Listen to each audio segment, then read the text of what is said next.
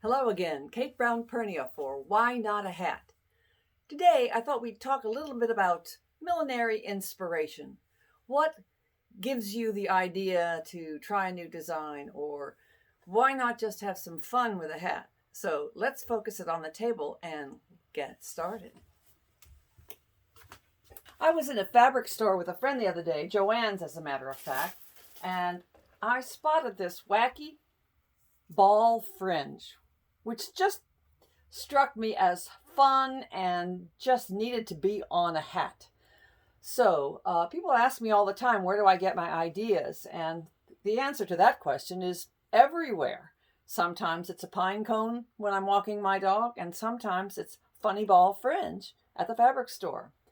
So what I thought I would do is get a couple of yards of this and just play around with it. And what I did was I dug out an old straw hat that I had because I thought it would look good on a crispy straw hat that could support the weight of this ball fringe.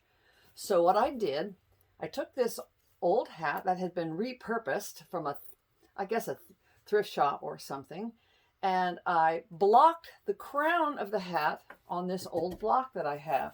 You see here, I covered it with plastic and wet the straw and steamed it on there. And then I had what was left, the brim.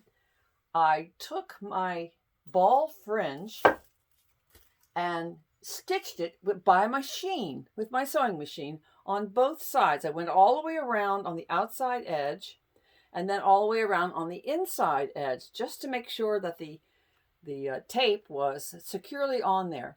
But then I realized it was kind of heavy and it was pulling the brim of the hat down. So what do you do about that?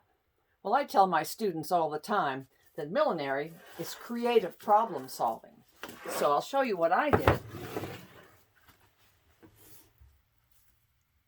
I put a wire, but instead of the normal way of putting a wire on the edge of the straw and then covering it with a binding, I didn't want to interfere with this ball fringe that we have on here. So what I did was I measured out a piece of number 19 millinery wire, the whole circumference of the brim, and then I covered it with fabric. You remember from my wire to fascinator video how to cover millinery wire. You take a little dab of glue, put it on there, and then just wrap a bias half-inch strip of fabric around and around and around like that. If you haven't seen this before, check out the other video because I'll give you a more detailed description of it. But it works well, and I thought it picked up the colors in the ball fringe without interfering with the style of the hat. So there you have it. Then I took a wider bias strip of the same fabric. I cut a 2-inch piece and ironed in the two sides like this to make a little hat band on the outside.